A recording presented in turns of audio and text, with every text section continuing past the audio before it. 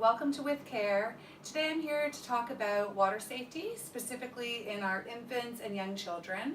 I felt the need to bring this little video to light at the end of the summer, even though it's almost the end of the season, because recently a Babywearing company decided to share an image of a parent with a baby in a baby carrier on a dock about to depart onto a sailboat, saying basically, go grab your carrier and let's sail away. And as a CPR and safety instructor, as well as a certified baby wearing educator, I feel the need to really bring some attention to the fact that this messaging is not appropriate and definitely irresponsible advertising. If even one parent chose to put their baby on in a baby carrier and head out into deep water, this could put both the parent and child at risk of drowning. So very, very important that we know that baby wearing is not an appropriate substitute for a flotation device in deep water. If you ever fell into deep water with your baby while baby wearing them, the issue is that it's very difficult to keep our own head above the surface of the water if we don't have a flotation device on. If we've got a baby strapped onto our abdomen, that could pull us down even further with that weight. Not only would it be difficult to keep our own head up, but almost certainly that baby's head, which is typically at our chest height, would be submerged under the surface of the water. It's very dangerous for both the wearer and the baby to be worn in deep water.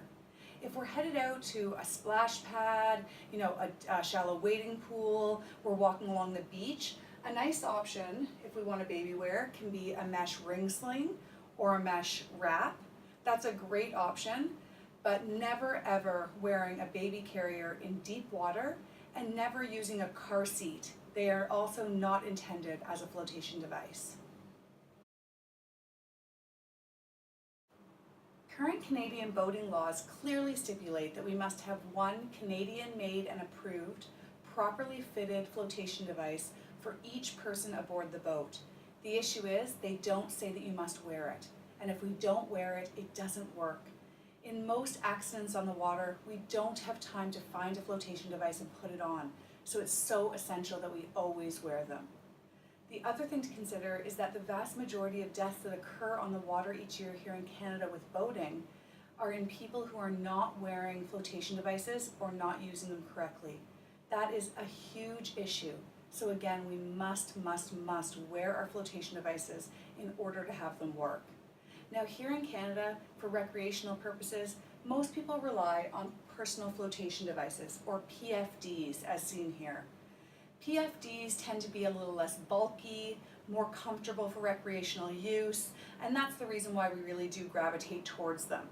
They also do have foam around the front and back, which typically will provide some extra warmth in cold water. And the purpose of a personal flotation device is to keep a person at the surface of the water and to keep a conscious person's head face up in the water. Again, it's very important that we choose an appropriate personal flotation device that works for each individual in our family. The current boating laws here in Canada often lead to a lot of confusion for parents, especially with regard to what is appropriate for a flotation device for their infants. Now, you heard me say that we must have a properly fitted Canadian approved flotation device.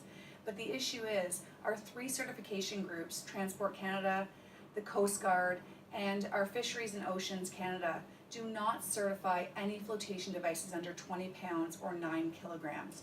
This often leads parents to believe that they don't need to have a flotation device on board, or leads them to use an inappropriate flotation device.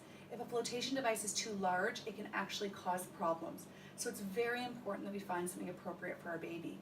Even the Canadian Pediatric Society states that babies who are too small for a personal flotation device should be held in their parents' arms. Now, I don't think it's appropriate to rely on a parent holding their child in their arms if there was an event like a boat flipping or capsizing or hitting a big wave. And so it's really, really important that we still have something on our baby that's going to keep them at the surface of the water in case that we ever end up entering that deep water with them. Now, here in Canada, we do have a Canadian-made flotation device for infants that is geared towards our infants under that 9 kilogram threshold. So I really do encourage parents to check out this beautifully made PFD created by Salis, again a Canadian-made company, and ensure that if you are heading out into deep water that you purchase a flotation device that will fit them appropriately, and please use it every single time. When purchasing a flotation device for your children or your infants, it's really important that we look for a few key things. Again, in our older children, we're going to be looking for a certification, so a Canadian certification on the inside here. In our infants, they are not going to be fully certified, but again, we still encourage the use of a personal flotation device that fits them appropriately.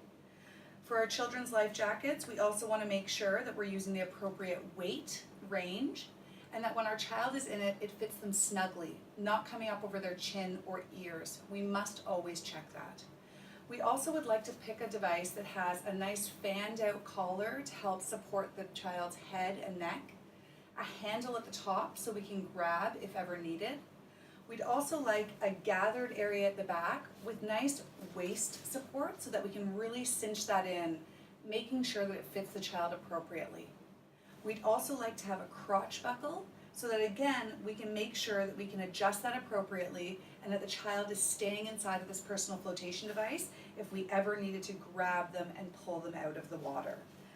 Also, bright reflective colors like yellows, reds, and orange are typically what we are recommending because again, they can be seen in the water with much more visibility than some of our other darker, less reflective colors. It's really important to note that when our children are in a personal flotation device, it does not mean that we don't need to be with them. It never makes up for parental supervision. When we are with our children around water, whether deep or shallow, we must be eyes on and within arm's reach at all times. It is essential that we do that to keep our little ones safe. And please, always model good behavior. Get yourself an appropriate fitted and comfortable personal flotation device so you can wear one every time on the water and show your children what appropriate behavior really is.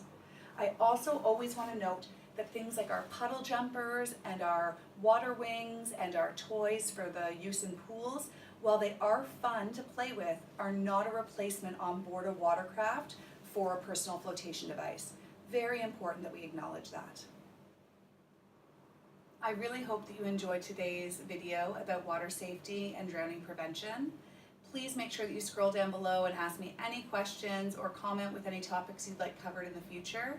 Also, all of the resources I talk about today can be found below, so please take a look and hit that subscribe button so you can stay up to date of all of my new educational and inspirational videos. Hope you have a great day.